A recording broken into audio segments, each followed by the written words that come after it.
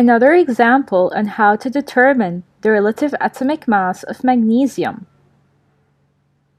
So we have 3 isotopes of magnesium: magnesium 24, magnesium 25, and magnesium 26.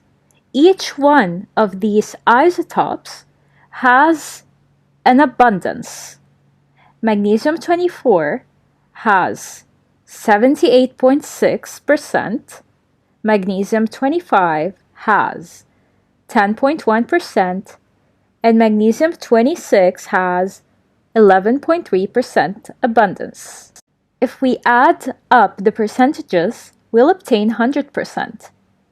So the first step is to find the total mass of magnesium. How? Well, we multiply the atomic mass of each isotope with its abundance. For example, 78.6 times 24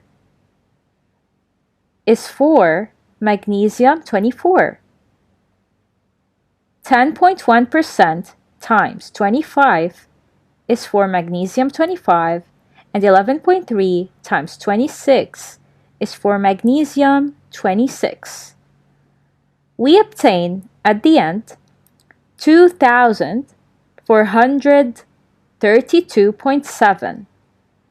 So this is the total mass. It's the mass of 100 atoms of magnesium. If I want the mass of one atom, I take this number and I divide it by the number of atoms, which is 100.